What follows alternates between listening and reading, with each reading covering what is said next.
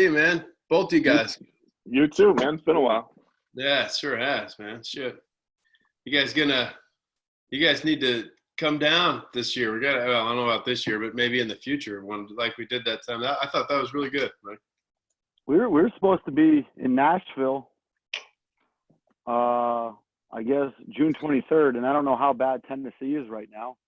You know what I mean? I don't know when you guys are opening up to play, but I mean, we are still expecting to come down there the 23rd, and we pretty much got nothing going on before that, you know? So Yeah, I know. Yeah, it's all going to depend on if they let the campuses open and shit. You know? Right, yeah. It's crazy, but keep me in the loop when you do. Mike, what's up, man? Hey, man, how you doing? Been a while, dude. My audio? That's good. Good to see you. Hey. What's up, fellas? Not much. What's We going doing? on? Hey, Landers. Anders? Jorge Brown, how we doing? What's up, buddy? Joe, it's been a while, buddy. I Yeah, know. it's your ass. About 40 minutes. How many of these calls you guys doing today? Depends on the day. Some often, some no. Some not. If it's with your team, maybe a couple here and there a week we've been doing, but then like just development stuff and like listening to some guys or setting stuff up, it's been pretty good. Right. Yeah. I'll just wait a minute and see if Eric is coming in, and if not, then we'll just get started. But he has a call with the coach from Sacred Heart again. He said he was coming in, but Oh, okay. I don't know. I just officially finished work, so I guess.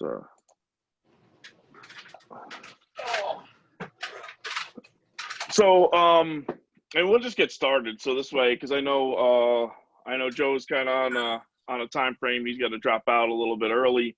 So what we'll do is, we'll just go around. You guys just do a quick little intro, and then we'll just go right into the topics I sent you. I figured it would be easiest, and then each one of you guys could just kind of touch on it because you'll all have different views. So Joe's a head coach, former recruiting coordinator at the D1 level. George, pitching coach, at the D1 level. Coach Collins at the D2 head coach, and then Coach Landers, at the D3. So you guys all have a little different perspective probably on each one of the topics. And we'll have players, obviously we have players, some will play D1, some will play D2, some will play D3, some will be JUCO guys.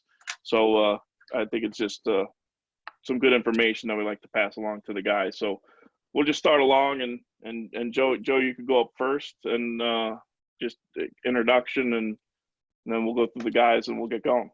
Just kind of a quick introduction where I'm at, all that stuff. Yeah. Absolutely. Yeah. Okay. Yeah, Joe Pennucci, East Tennessee State, formerly at Stony Brook. Now I'm a Tennessean. I would just go right across. So, Scott? Yeah. Scott Landers, the head coach at Oswego State. This is my 9th year there. Before that, I was at Lemoyne College for 9 years, as well as Cortland before that for 2. George? George Brown, pitching coach at St. John's University, alum of the university as well. I pitched there. And previous stops coaching-wise was at Stony Brook for 2 years, Monmouth for 3 years, and Siena College for 1. And Coach Collins. Mike Collins. I've been at Bloomsburg University. This would be my 15th year. Prior to that, I was an assistant at Binghamton for 4, and then I was at Keystone. At that point, it was junior college. I was the head coach there for 4. So what you got? Great. Mike, that's crazy, by the way, man, because I think my first year at Dominican was your last year there, man. And We're at Keystone? No, at Binghamton. I think that was the first time I had met you. And that's 15 years ago. That makes me feel shitty. I know. Time flies. Sorry, Joe. No, that's all right. So you guys all have these championships, and none of you guys mentioned the championships. Joe, College World Series champion, right? Yeah, we're Yeah, we're in the College World Series 2012. Yeah, conference champs, and then regional and super regional champs. Yeah. There's Eric popping in, and Coach Collins, PSAC champions last year, right? PSAC champs last year, and we win the 2 straight regionals each of the last 2 years. And Scott, you've got a couple, don't you? Yeah, we went to the regionals the last 5 years, and we went to the College World Series 2017, 2018. Good stuff. So, all right. So first thing, I mean, we'll go in so what we've been talking about, and what I had some of our current players came on and talked to some of our guys over the weekend, kind of about the day in the life of an athlete, as you hit the fall and as you hit the spring, because, you're out of season, then you're in season. So if you guys could just talk a little bit about that from the coaching perspective, and what it is that you look for from the players, during those times, and kind of a little bit about what their day may look like. And anybody could just jump in, and then you guys can just go. Go ahead, Georgie. I'll take that one if you want. So we have a pretty standardized schedule for our guys. We lift at 9:15 every day. Leaves 7:30, 10:40, and then sometimes if you need it, 12:15, open for class, and then evenings as well. And then we have some onlines and some hybrids where the guys will do some distance learning, if you will. So this whole pandemic was challenging for our guys, but there were a few that already had some online going anyways, and the university adapted pretty quickly, which was nice. Our classes break down a little different than some places. So we're Monday, Thursday, Tuesday, Friday, and then Wednesday. So those kind of stand on their own. So you can schedule your classes pretty efficiently if you're smart. That helps a lot when we get into the spring, but I guess I'll get to that in a second. So our early work schedule is set up pretty much between 12:30 and 2 o'clock every day during the fall. That's by voluntary appointment. So we'll kind of leave that time open where guys can volunteer the days that they want to come out, the days that it fits with their schedule. And then we'll practice from 2 to 5. A lot of guys will end up taking a 7:30 night class during the fall just to make things a little bit easier. In the spring, mainly is the same, but we shifted a little bit so that practices from 1 to 4, and that early work time starts at 11. That's when a lot of guys will get their online classes in, and they'll be in a position where they have a little bit more time during their day to devote to baseball, which is nice because with the way that pregame BP and all that stuff works, it works out to kind of set your schedule a little bit for that. And then the benefit of the way that our classes are set up, with the Tuesday, Fridays, guys kind of avoid those in the spring because Friday we're traveling a lot and we try to make sure that we're out of class for those times. So see a lot of Mondays, a lot of Monday, Thursday, Tuesday, Wednesday, late at night, and then onlines. So it kind of breaks down pretty strategically in the way that we attack what we're trying to do as far as setting up schedules differently during the fall and the spring. But the one constant is that 9:15 lift or workout. We're in there pretty much every day if we don't have a day off. Joe, maybe you could touch on the D1 aspect of the academics part of the day, like mandatory study halls, tutors, kind of that portion. Sure. We try to give our guys, we try to manage their time for them in some ways. So, we wake up, we try to get our classes done in the morning, but throughout that day, similar to George, we'll lift depending on what day it is, Monday, Wednesday, depending on what day that might be. But through that period of time, your study halls are going to be entrenched in it. It's almost like a puzzle that just fits together, right? You wake up, you go to class, you'll have a section to lift, you'll have a section for study hall, you'll have a section for class, you'll have a time for lunch, and then we get to early work and we go on. So we try to map it out. I mean, gosh, like Coach Collins was saying, we've realized that we're both old, I guess, but now that you do this for a while and you realize what works and what doesn't work. And I know like those early study halls, they have never worked. I don't think they've ever been efficient. So we've tried to merge them throughout the day. And I feel like the time management piece of that has been good. And through that, that's kind of when we try to schedule the tutors as well. Occasionally there'll be some stuff in the evening if there's classes, and depending on guys' majors and things like that, then they'll have tutors after that in the evening. And also sometimes tutor schedules allow that too. So time management, I think, is the biggest thing. I think that's the biggest thing for when you're a freshman coming in, having to try to figure out and get your, you got freedom for the first time. So you're off doing what you think is right. And most of the time it's not. And then you realize that it's not. But at the same time, as you get older, you understand that. So we try to do our best to manage their time as well as we can throughout their day prior to baseball. Mike, you want to take it from like the D2 aspect? Is D2 a little bit different of a day? It's slightly different. In the fall, we have to give them 2 days a week off of athletic activity. But I mean, that I try to stress to them, you really don't have any days off. You just have 2 days off of baseball. So we try and work in on those 2 days. We make them heavier academic days. So we try and focus. What I'll do is we'll say we're going to make Tuesday, Thursday the heavy academic days in the fall, load them up with their classes there. Monday, Wednesday, Friday, get them out of class at 1 o'clock. Then we'll lift, have early work, and go to practice. And we can just be pretty intense about our baseball in those days. Then Tuesday, Thursday, they have a full day class. And then that evening we'll have study hall. And the thing about the study halls, they could be as good or as bad as you make them. Like, I really try and build some relationships with people on the academic side and get some grad assistants from the counseling center and stuff to run my study halls. It makes my life easier too. But some young people that are really engaged and want to be school counselors to get involved with the team.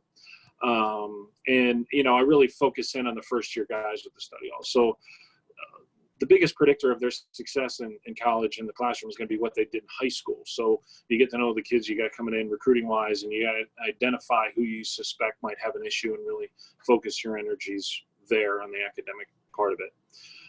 So they'll lift Monday, Wednesday, Friday, and then, practice. And then on the weekends, we inter squad.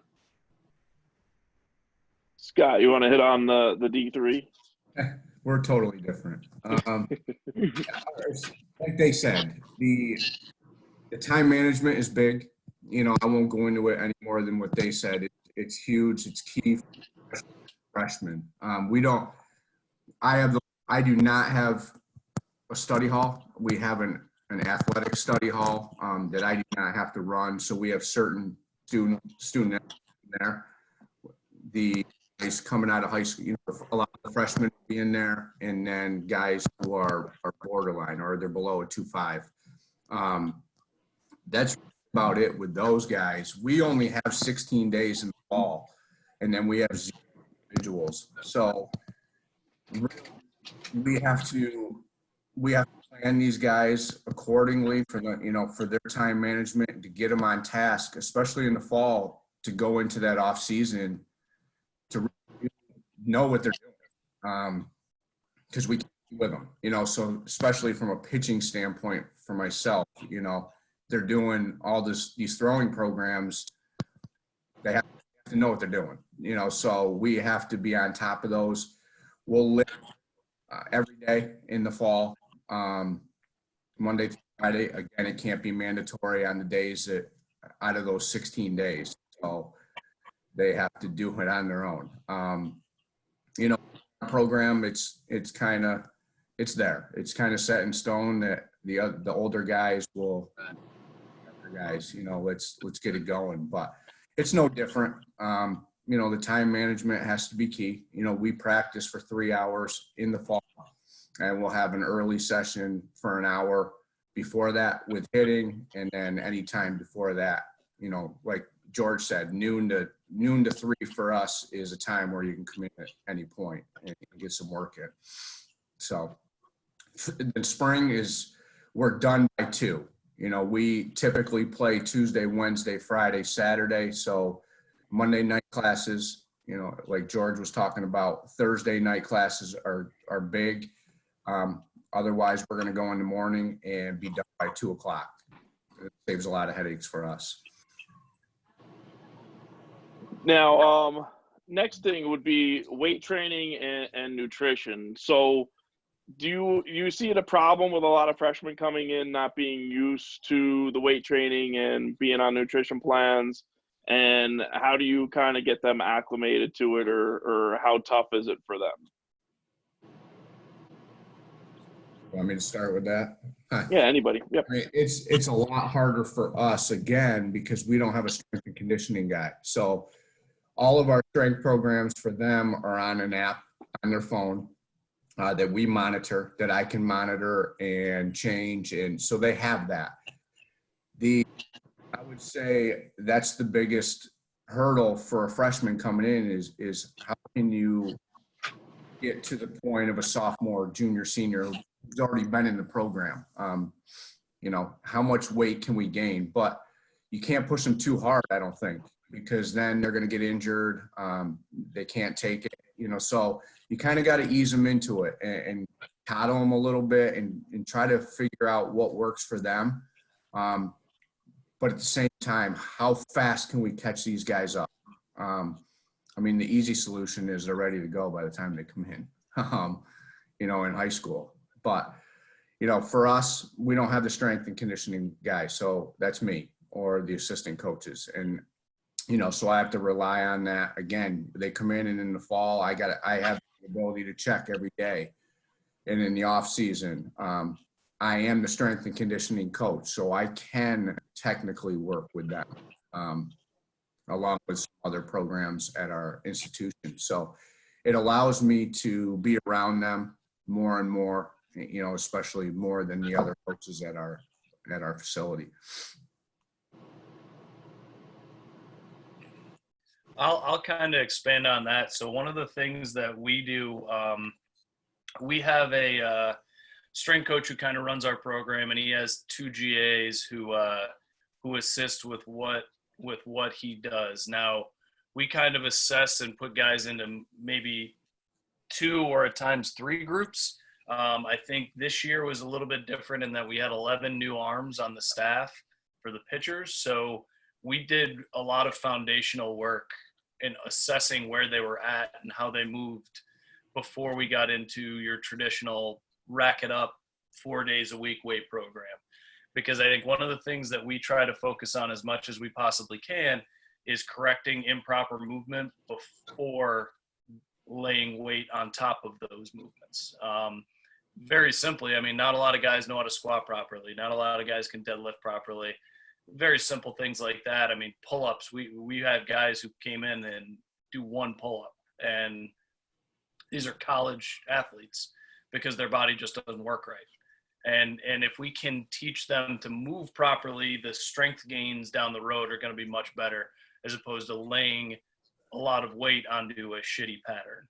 So that's one of the things we try to emphasize right away and progress from there and understand what we need to do. On top of that, what Coach said, our strength guy does the same thing. He has basically a program for the freshmen, another one for the sophomores, one for the juniors, one for the seniors, and they have to graduate based on their ability to move from, you know, to each level.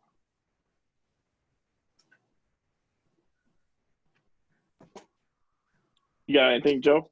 Only thing I could add would be, I mean, we do the same thing, assessment of movement, mobility a little bit just to see how guys are at when they come in. I do think there's a learning curve. I think when guys come in, there's definitely a little bit of a battle from what they're used to and how sore they actually get.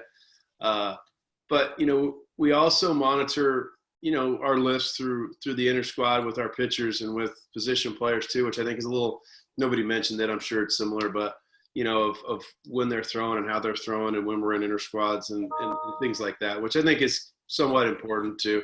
So we do some of that as well, but a lot of our sports science like type of lifting is kind of tied in with nutrition too, which is, you know, built for strength and not necessarily bigger, faster, stronger stuff like the old days, but just some unique things just to continue to build strength. And as like the, you know, there's down weeks and there's up weeks and there's down weeks and there's up weeks. And that's kind of the difference, I think, from where I was at prior to what we do now with the sports science type lifting. And that could be a whole other, and I'm definitely not qualified to talk about it, but that is, that's definitely like a whole different animal, but I kind of have enjoyed it. Now, with the exception of Division III, how much do you guys get involved in the weight room? I mean, are you guys in there trying to, you know, create Omaha challenges, trying to create challenges for these kids? Are you guys kind of, you know, letting your assistants do it, let the strength and conditioning coaches, or how much are you guys trying to create energy in there? I mean, I know when I was at a junior college, we had some guys that, just did some crazy stuff in there and try to really motivate and push those guys. But, you guys really forcing, the strength and conditioning coaches, or you guys getting involved in, like, say, an Omaha challenge, or, some kind of, challenges that you guys can create for those kids? I think when you get to that team building type of question, I think that'll answer part of that for me. Okay. Right? Yeah. The other part, though, that I think you're right on, I think it's important for somebody to be in the weight room. And I can't say our whole staff is all the time, but one of us is typically around. We'll pop in, say, hey, it might just be me going in, making fun of somebody really quick and leaving. Or it could be, me just kind of having a conversation and hanging out, or one of our assistants just spending some time with them. So I think it's important that I think we're a part of that. I think you're right. And, I don't know if I'm having pom-poms cheerleading them on, but I do think that there is some value in being there and being able to have them understand that there's, we're in it just as much as they are, depending on what their day is. So, yeah, that's a really good question. We talk to our strength coach every day. Like, we're in his office, so he knows what we're expecting in the atmosphere that we want to create. And we are going in the room, but we try to marry it, like, with our pitching staff. We do wellness checks every day at practice. We have a laptop out. My assistant does a great job. We weigh them in. He has them on a calorie count, like a nutritional app on their phone, where they got to take that out, look at all their calories. We put that into a spreadsheet, and then he asks them how much sleep they got, so on and so forth, all across on the spreadsheet. And so and then we communicate with the strength coach based on the numbers that we're seeing in terms of their weight or their fitness or their health or what have you. So it kind of sends a message to them that we're just totally plugged in. And the other part of it is, it's great when the strength coach comes to your field or shows up to games. I think it sends a pretty powerful message to the team that they're a part of it. I totally agree. Good call. Yeah, that's awesome. We've had a couple guys that have shown up in the dugout that, like, and the guys, like, I remember the first time when he showed up, guys were kind of like, "Oh, really?" And then when he wouldn't show up, it would be more like, "Hey, where's Brian?" Because they had been so invested. They saw how invested he was. One of the things Coach Collins mentioned that I think is huge is interdepartmental communication. We get an injury report from our strength and conditioning and trainers every day that tells what limitations certain guys have, and there's communication that goes both ways. And also they know when guys are pitching. So do I have input? Absolutely. If we're pitching on a Friday, guys aren't lifting the way that they would in an off-season phase. So that depends on the time of the year. And then the interesting thing I think about the nutrition part, I think it's more about presentation of information and having them understand that their own terrible choices are going to be the one thing that can derail them no matter how hard they work. So, like, if you're banging around 12 beers every night, like, you can come in and crush it in the weight room all you want, but it's really not going to help as much. And if you don't sleep or whatever your thing is that you're not very good at, you need to understand that your choices are way more important than the information that we can provide you. So if you don't make the right ones, then you're going to put yourself in a very unfortunate position. No, I think Sleep is key, man. That's if I had any advice for a freshman or anybody that comes in, they don't sleep enough. Ever. They go to bed late playing stupid video games that are meaningless. I mean, they're not even really it's not even like real fun, like the old days. But it's just there's not enough sleep. And I think that value, I mean, there's some value to that, like they have to get up because we're monitoring their classes. We're monitoring their lifts. So we're not letting them get away with sleep until noon. And that kills them. I think that's a huge point, George. If there's anything that I could share, man, just with time management, try to manage your bedtime. Yeah, with the freshmen too, these things are coming to my head. Those first semester guys in the fall are always, you can tell they're nervous about sort of fitting in with the upperclassmen, winning the respect of their teammates. And I'm always pulling them. I'm like, listen, if you want these guys to respect you, work your ass off in the weight room. Go in the weight room and just kill it, because immediately that sends a strong message to everybody that, you're there to win.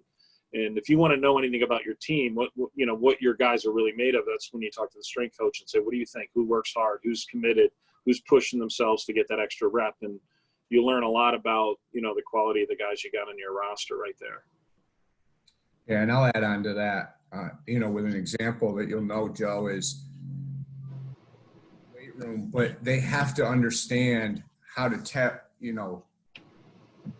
on and, put goals for themselves. But I'll use Dusseldorp for an example. He's your guy.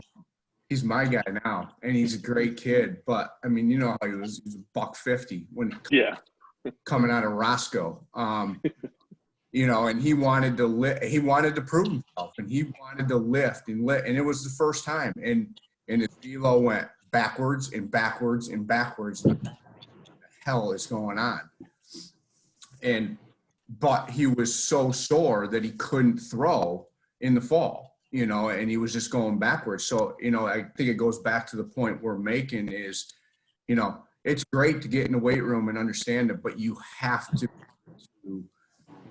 put some limits on yourself until the off season, because you're not going to perform at your best if you're trying to grind it in the weight room during, non-traditional season.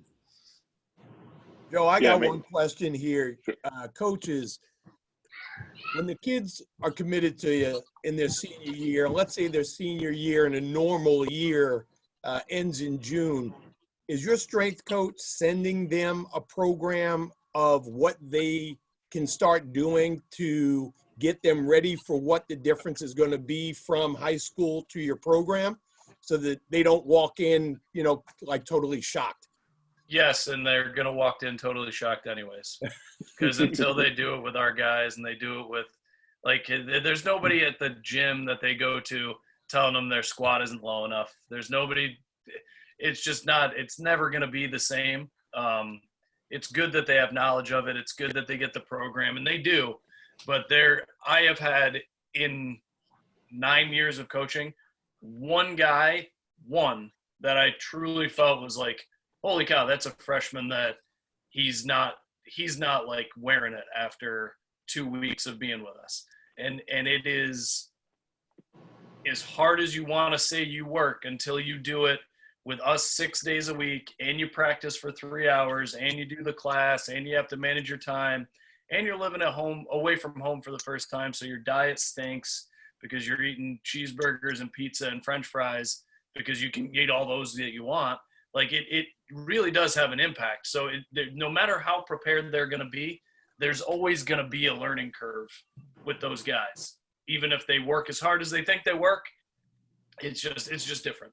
So, a lot of the strength coaches don't – our guy will send stuff home, but they're not crazy about doing it just because a lot of it is the movements and being able to execute the movements properly, and you don't know what they're going to do when they get it. You really don't. You can't control that. Mike, you'd mentioned the Omaha Challenge and team competition stuff, and I don't know if you want to jump around, but I have about 10 minutes, so I might as well throw it out there since I talked about it. And George, we coached together at Stony Brook, and I think we had a pretty cool thing there. At the time, where we have the end of the semester that we did kind of a big challenge kind of thing, and everybody competes, and it's cool, and I think guys like it, and there's a lot of different things that go on.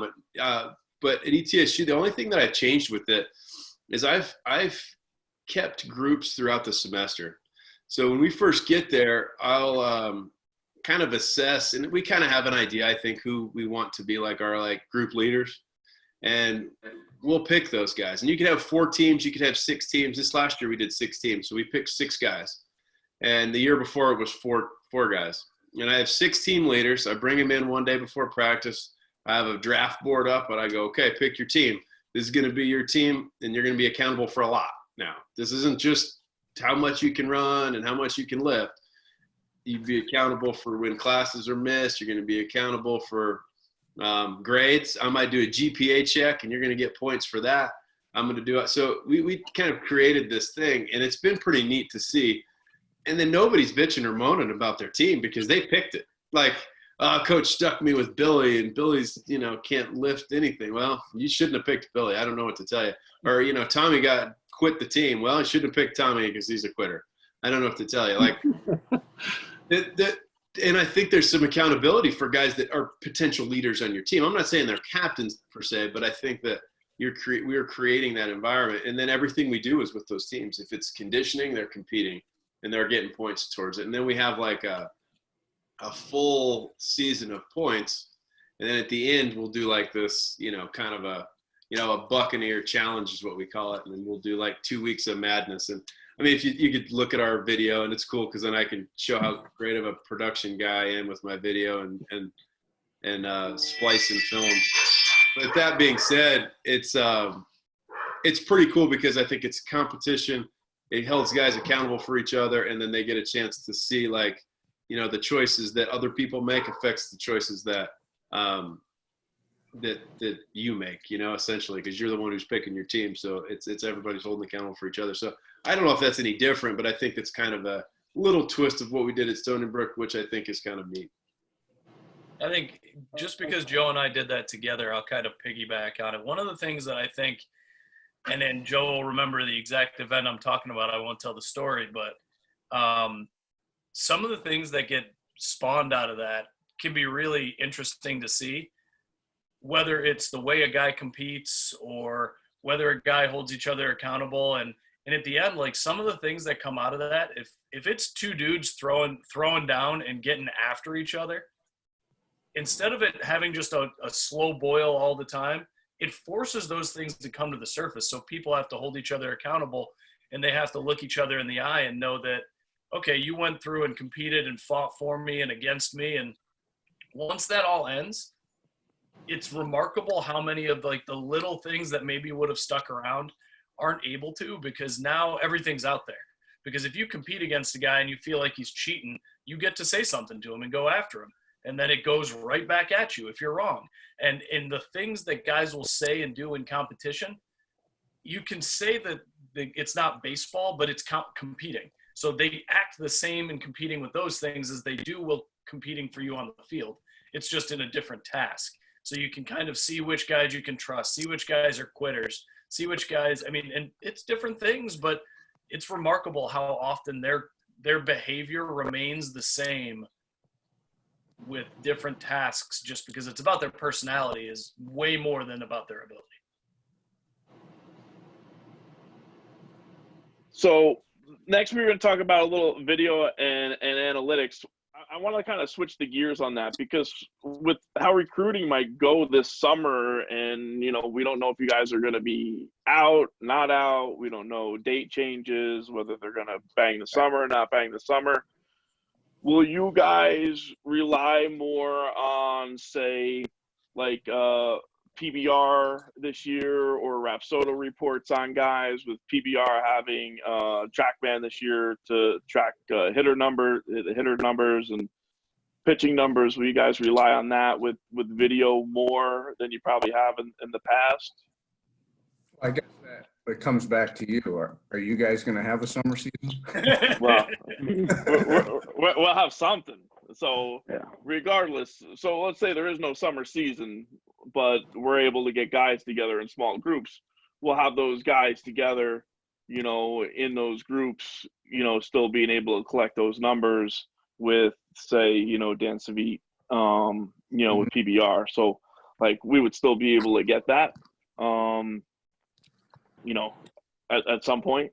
But so what do you guys think of like the TrackMan and Rapsodo and going in with video analysis for recruits, and then what you guys might use if you guys use any of that stuff for your players?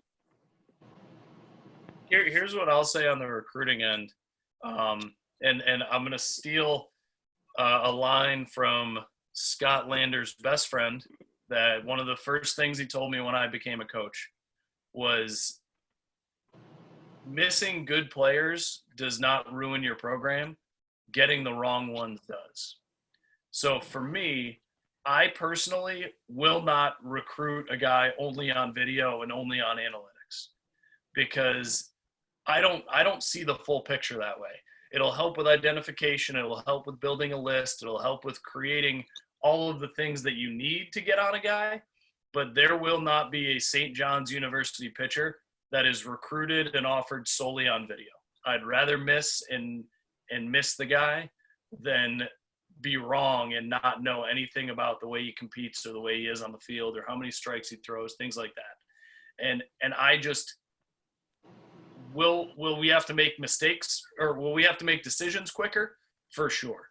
But if a kid can't understand that I need to see him pitch in a baseball game for him to commit to St. John's, it's probably just not the right situation. And I understand if a kid's under pressure or somebody deadlines him and things like that, but those tools are very useful for evaluation, for identification, but for final decision, I personally, I can't do it. That's just me. I don't know if anybody feels differently, but I'll add to that because I've been to both Lemoyne way back when. We did do that. When we signed a kid off of a showcase, and just it's just different than a video, but 10 pitches, and we're like, okay, that Canadian's pretty good. We got to go get him, and we were wrong. And when I was young at that point, and I talked to Coach Owens, who is one of the best coaches in the country, in the Northeast. And, we always said, we're never going to do that again. And to what George is saying, how do they compete? Any good coach is probably going to go see how they compete on the mound. How do they present themselves? It's easier for me now at the Division III level because I'm not playing with money. We don't have roster limits, so I can do it. If I'm not giving somebody 40% in one of my 35 roster spots, we can do it.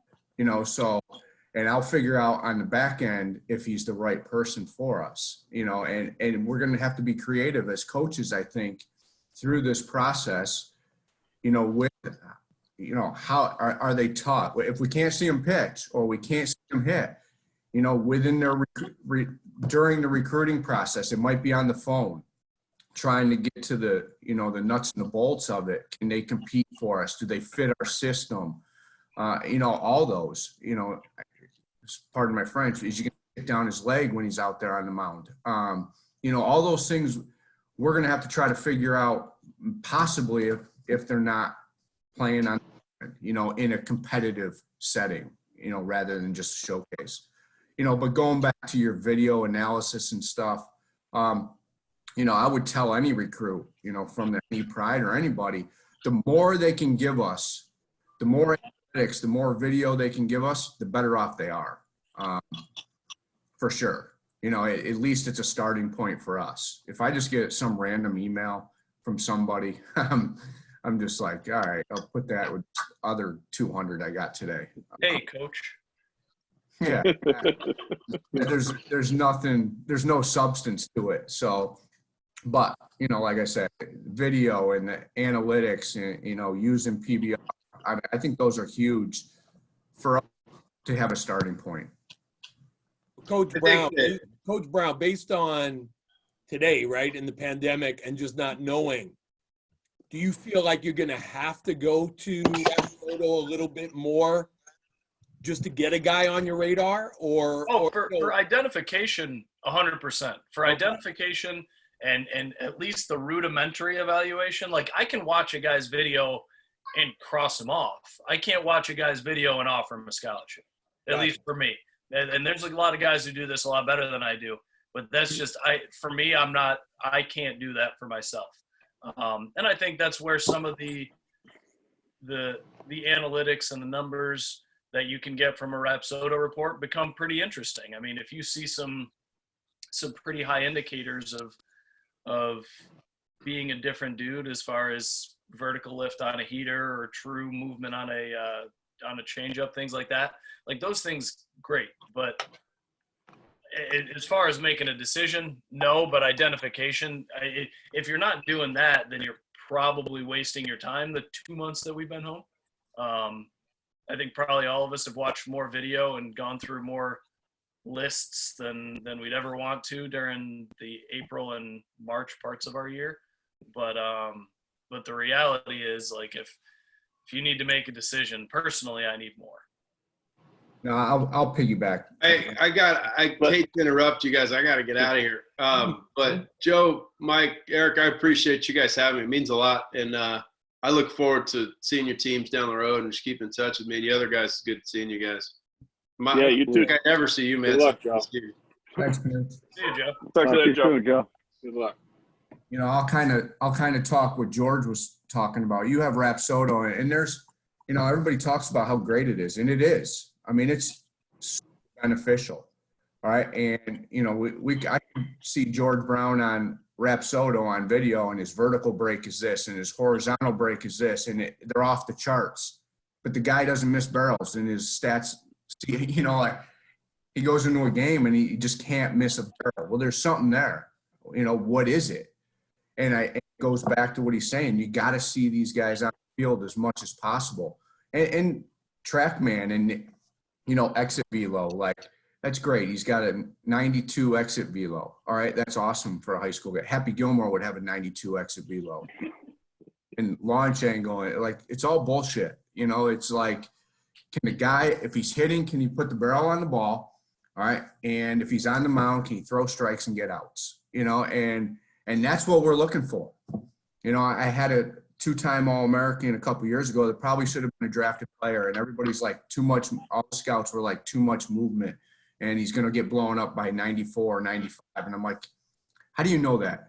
At every level, he's succeeded. He's on a ball, right, with 15 home runs, with wood, with like that's a ball player to me. You know, so I think you got it. We as coaches have to be proven. You got to prove it on the field. I think to the good coaches. Patty, I'm by far the oldest guy in this chat. Okay, and I'm telling you, I have a 27-year-old that pitched the Bucknell, and I have a 21-year-old that plays at Columbia right now. Okay, I'm old school. I'm with you.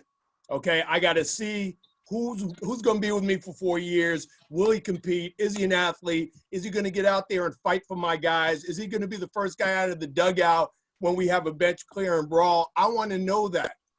But all I'm asking is, in today's world, which just happened 45, 60 days ago, and not knowing, this old dog was on Rapsodo today signing up to get my certification because I want to learn about it. Okay, right. So I'm just wondering, just because of what's going on in the world now, if it's going to impact what you guys do more than it has in the past. That's all I'm asking. Yeah, it makes sense. I mean, 100%, 100%. And again, it goes back to if you can do PBR events and get on video and get on Rapsodo and TrackMan, do it. But we're always going to watch that. You know, we are definitely going to watch those things. And like you said, it's uncertainty. Is this going to go on for 3 months or is it going to go on for a year? I don't know. You don't know. The goddamn president doesn't know. So, you know, we'll see. Will you guys, like I said, if your recruiting calendar keeps getting pushed back and May 31st goes to July 1st or whatever it may be, and somehow these tournament venues open, like for instance, the Diamond Nation, will you guys look into watching Diamond Cast? Are you guys allowed by the NCAA to, you know, maybe watch games that are televised at, you know, Diamond Nations or televised at Lake Points or, you know, whatever it may be? Like, again, you know, somebody televises a game in the backyard. Like, are you guys allowed to watch that kind of stuff? Or is that, you know, a suggestion for, you know, us as travel organizations to look into? Just curiosity, I think, in my eyes. I don't see a problem why we couldn't watch something like that. Yeah. Yeah, I don't think if it's in place. I mean, we can't. Yeah. They regulate a lot of things that we do. I'm pretty sure they haven't gotten to our TVs and our computers yet. So, Yeah. Well, that's what talking with Dan today. Actually, he's looking into live streaming for the showcases in the New York and the PA State games. So there might be that possibility where guys who might not be able to travel will be able to actually watch anything that PBR does, or, for the summer in PA or New York, actually right from their house as well. Mm-hmm. It'd be silly not to look into it. That's for sure. Yeah, it's expensive. I could imagine. Now, so like when the guys get to campus, so are you guys using the technology, Rapsodo, Blast? So how do you do that, and how do you regulate the guys? Like, what are you looking for? I mean, I can say we Go use ahead. it for our pitchers. We use Rapsodo for our pitchers. We haven't gotten too technical with the hitting yet, but my grad assistant's done an outstanding job with it. So he marries the Rapsodo with some slow motion video to kind of get a 3-dimensional look at their stuff. So they all have profiles, and he stats everything online, and they accumulates all of their information as far as their stuff as far as just strike percentage, but also swing and miss rates. And so we can look at what is good based on the Rapsodo numbers, but also what plays well. Like the guy might think that his 2-seamers are better than his 4-seamer, but based on the charting, the 4-seamer is getting a lot more swings and misses on it. So we try and get that information to show the kids that, okay, your curveball really is better than your slider, even though you're throwing your slider 40% of the time and you barely throw your curveball. That's kind of how we've done it. And then with the slow motion video, if the ball's not spinning right or what have you, we have that video. We could look at the Rapsodo numbers, but then we can bring in the video to show them how the ball's coming off their hand and so on and so forth. And it allows us, I think, especially with the pitchers, to get buy-in as far as their own personal development, so they can sort of take control of what they're doing.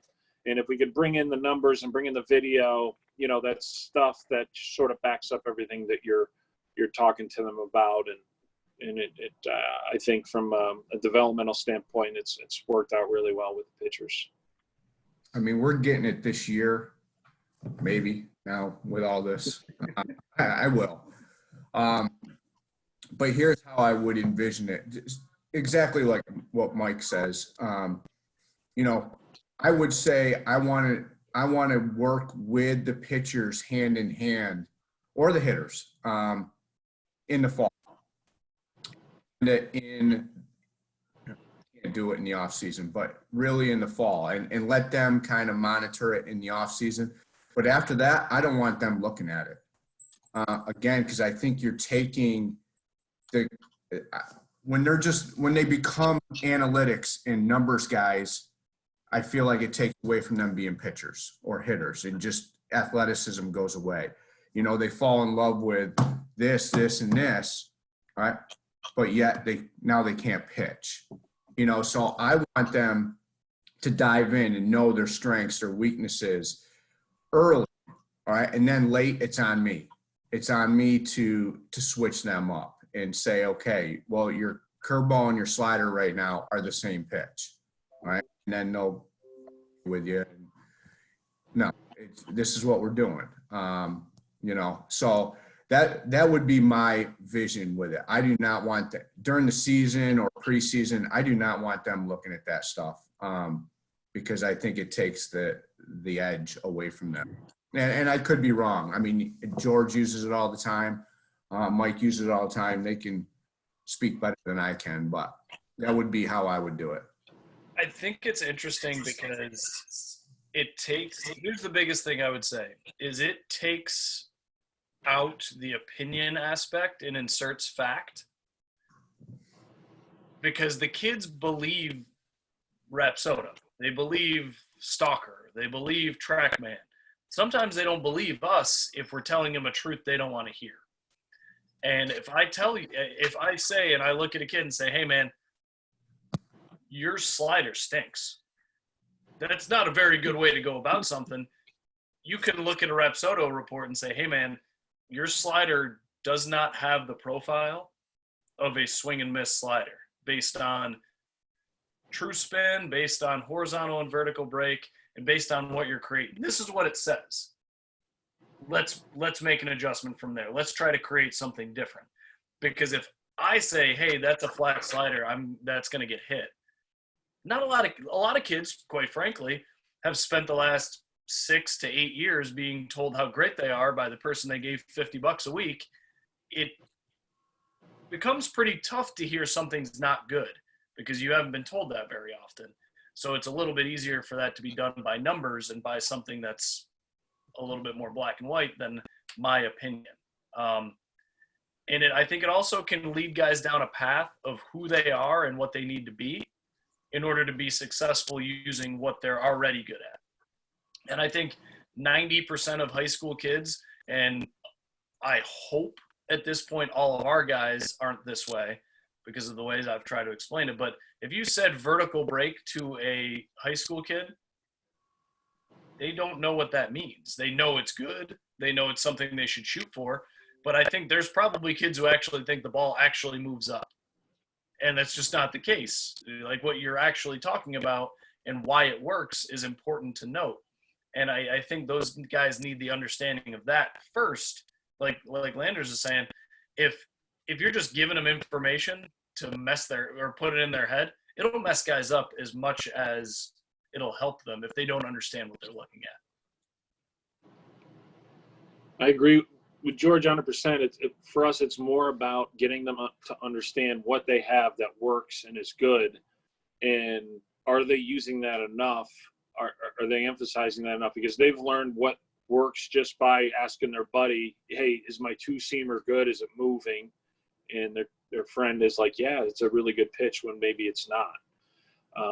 And I think that's where it's been good for us. Or also, understanding if you want to develop something and make something better, you have to have a realistic picture of where you're at with it, So it's definitely been good for us, but there's been days where we've kind of took it away just because they just have become a little bit too hung up on it in their bullpens instead of just focusing on competing. And I'll totally plagiarize from a lot of people who are much smarter than I am who've said variations of this before, is one of the most important things is understanding right away that there are two different arenas. You have a training arena, and then you have a competitive or a trusting arena. As soon as you get into this one, exactly what Landers is saying, I don't care if your spin rate or your vertical break or your anything stinks. If you go get 27 outs for us, I don't care what the numbers say. So as soon as this leaks into this and guys are more worried about what numbers they're getting or if that guy walks off the mound and asks questions like that, his brain is not in the right place to be competing. It's not in the right place to be between the white lines. Like, save that stuff for the bullpen because it doesn't actually help you on the mound if it's not working. So you need to really understand the separation of the two. Good stuff, guys. Next thing, so 3 different divisions, 3, some different states. So regional and national recruiting. So where are you guys primarily going for your recruits, and what are maybe some of the places that you're going to, to see them? I'll start with that. I mean, mine's probably the easiest. We are, when I first got to Oswego, obviously state school, so it was all it was get the best kids in New York. There's enough players there. Now that we are on a national level, we've broadened our horizons. We are obviously New York driven, from Buffalo to Montauk, Jamestown, wherever they are in New York, we'll see them. But we got Dempsey coming from Pennsylvania.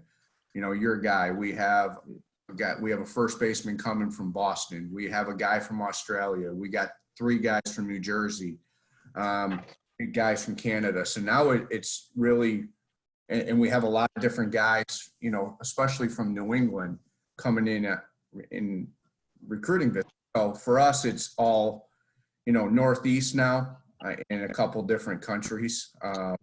Australia was just I go to Australia. He fell in my lap. We'll go to Canada and use those ties up there, because of what we can offer, and we're fairly close to the border. But, being a state school and tuition not as much in New York, we're going to obviously stay in New York, but we also have an international and out-of-state package that makes it pretty entertaining for, those guys as well. Probably not going to get a guy from Virginia or Florida or anywhere to go to the snow belt capital of the world. So we don't even worry about it. They don't know what that white stuff is. No. Mike, why don't you take it? Because I know you're kind of state school as well.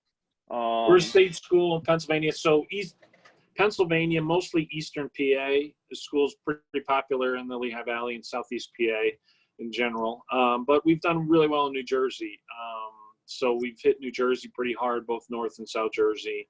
And we've had a couple guys from downstate New York, not too many. But the bulk of our roster would be, I'd say 2/3 of the roster is Eastern Pennsylvania.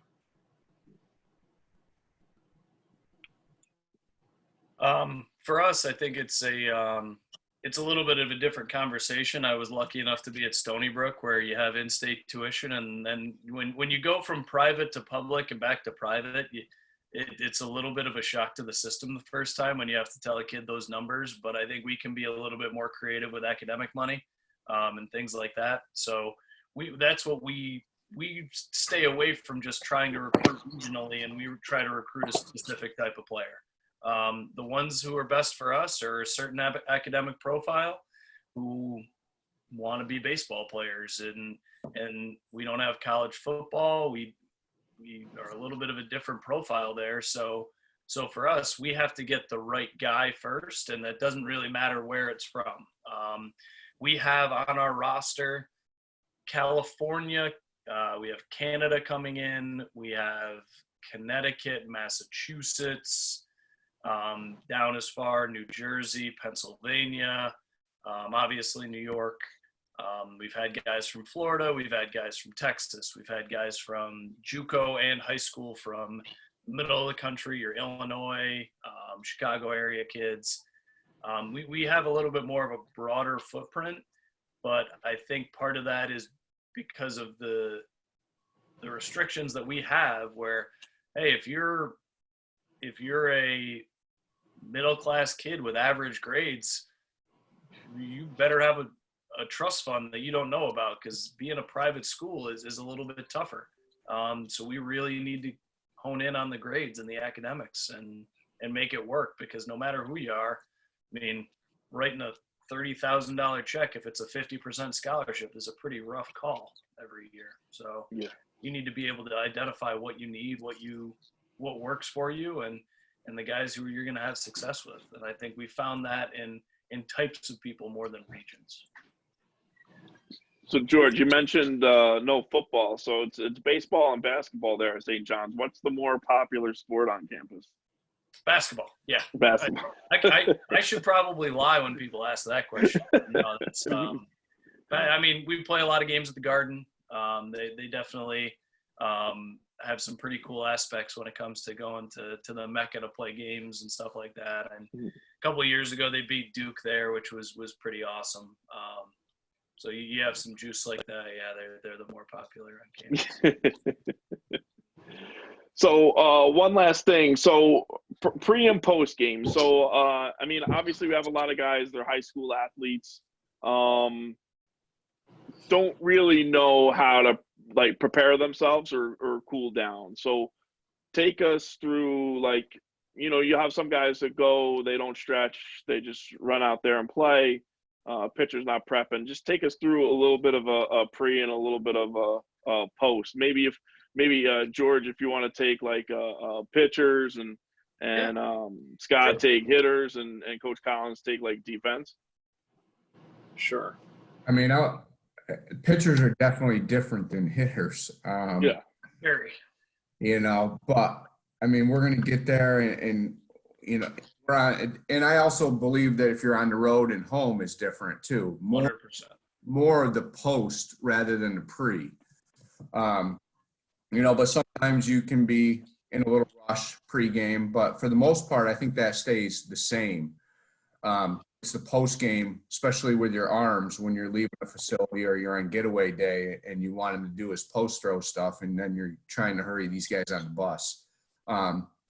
You know, but we'll get there and they'll do their dynamic warm up. You know, the hitters will, you know, takes them a half hour to get ready and get out there, but they'll do their dynamic stretch and stuff like that. They'll do their partner stretches and just get ready to go. You know, there's not much to the position player compared to the the pitchers, where they're doing their pitcher stretches, activation, all their pregame stuff takes about 45 minutes, in an hour, depending, so from an offensive standpoint, you want like BP? Is that what you're asking? Yeah, whatever. I mean, we typically get 40 minutes of BP, so if we're on the field, I want to get as many swings as possible. We're not bunting in that, they'll take bunts. If we're home, we'll have a station set up for bunting, to get them acclimated there and get those things. But we practice every day within a practice. So all of our bunts, it's huge for us. So I don't want to waste, with the amount of guys we have, I don't want to waste a lot of time in BP since we only have 40 minutes to get through it. We will also be doing base running at that time. And I would say, for us, not being on the field as much in the spring, and Coach Collins might go into this a little more when you're talking defense, we are going live, especially in the outfield, with our BP. We want reads off the bat as much as possible. I would, if you're going to take anything, take balls off, especially early. High school guys, right? You're not out there.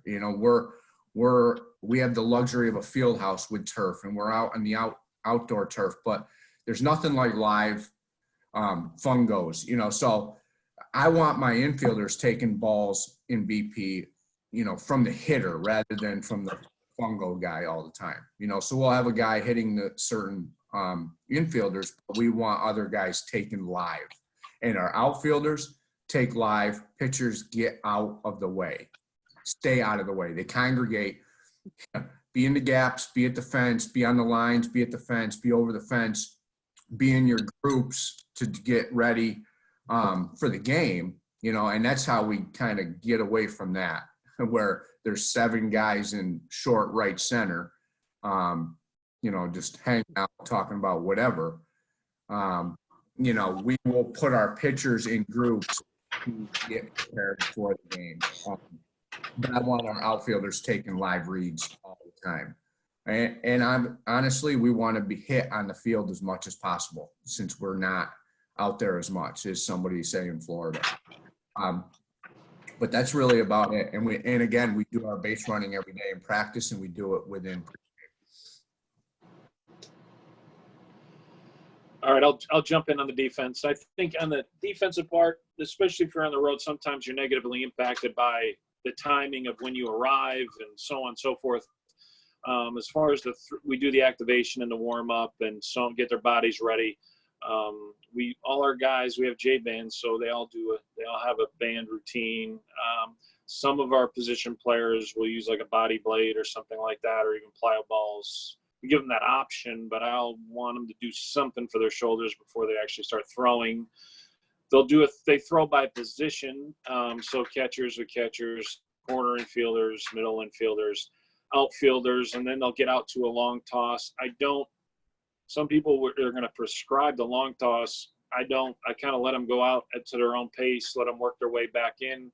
And then I have a kind of a positional throwing routine that most people might have, where the infielders might be doing tags or relay type throwing, or, kind of simulated ground ball throwing from various angles, or slow rollers and so on and so forth, to just kind of get them ready.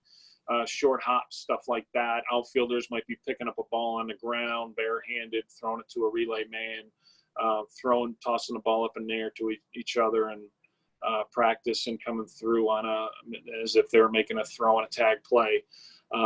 Catchers throwing the various bases with a ball in their glove. And my infielders and catchers will finish up with a little rundown toss, just to, rundowns are something that you might practice once a week. I get nervous about practicing rundowns over my years. I've had guys get injured on rundown, guy breaks his collarbone on a rundown drill or something. So, but minimum, I'll have them do some rundown tosses and double lines, just so we're kind of ready to catch and throw in those circumstances. And then Coach Lander's right on the money. The best thing you can do defensively, particularly I would say for an outfielder, is live reads and BP. On the field BP, I actually don't like throwing BP because I like to turn around and watch the outfielders and see who's working and what kind of jumps and reads we're getting. And I'll always try and get them to play a little shallower. The hardest plays you're going to make are balls over your head. You got to run back and make a play. So in BP, at times I'll even put cones out, make them play really shallow at the cones, so they're forced to go back on the majority of the balls and get the pitchers out of the way, and emphasize to them, hey, this is the best opportunity you have to practice to become a better outfielder. The other thing in the infield, again, I want them, more live reads. Ground balls in the infield off a bat are going to have top spin, and the spin and the pace of the ground ball is going to be different than what you're going to get off of fungo, especially with our pitchers in a fungo. So what they can get off a bat live, especially in the corner infield, is going to be a lot better. It's more truer than what they would see in a game. So from the defensive standpoint, those are the things that I'm really, really focused on.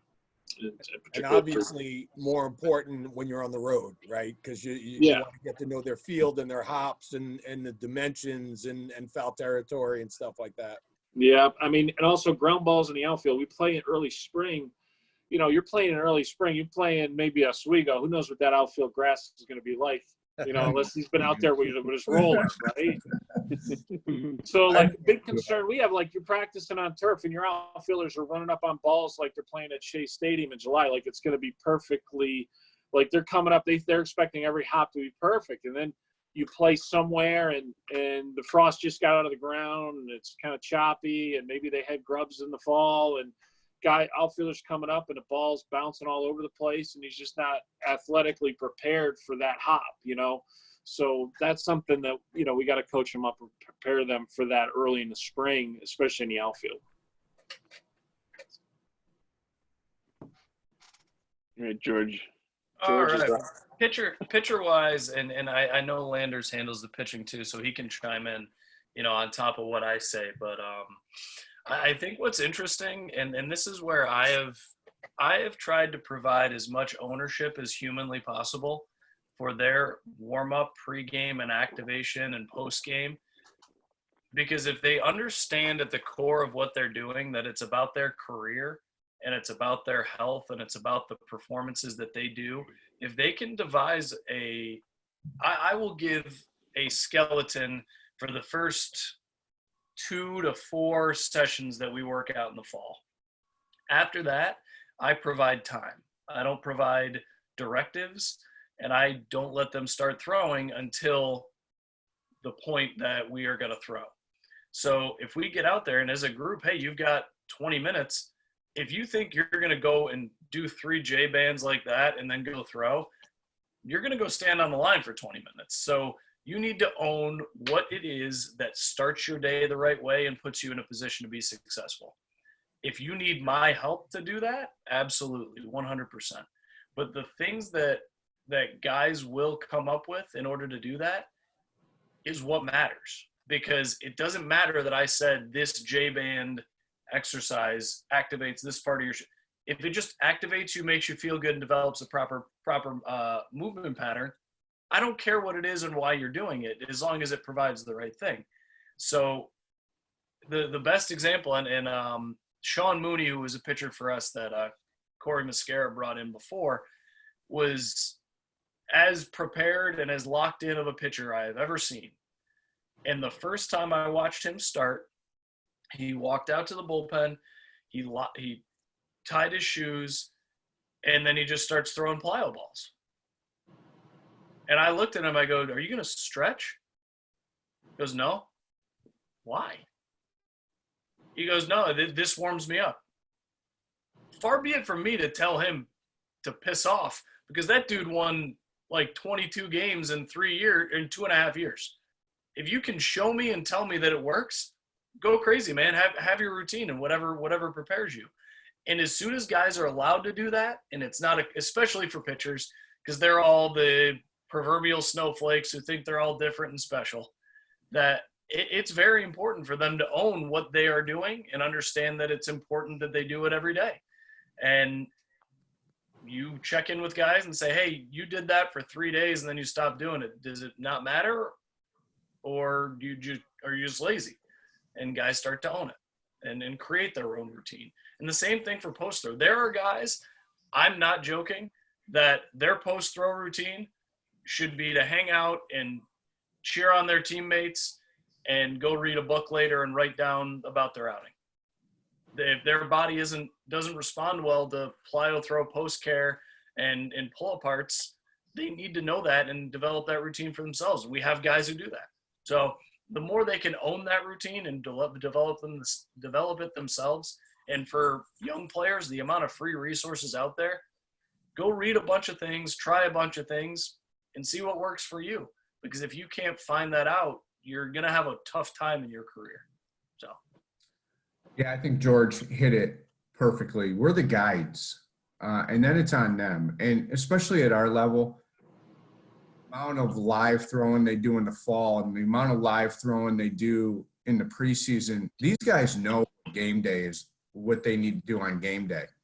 You know, they might take plyo balls out. They might keep them in. They might take – they're not going to do velo stuff. They're not going to – you know, there's certain things they'll take out on a green day that they won't – that's what we call – that's our – you know, we're going after it on a green day compared to a red day. But they have it, and they've scripted that out themselves. We kind of put the blueprint for them, and then they have – you know, we call it a – I took that from Corey from Mascara, I think, at Maryland. I think he had a really good concept. But we put say we're talking activation. We got drills that you can do in activation, you know, 15 drills. But George Brown picks what he wants to do, you know, what's going to benefit him. I'm not doing that. And if it's working, and like Moon, if you win 22 games, have at it. You lose 22 games, we're changing something. You do it my way now.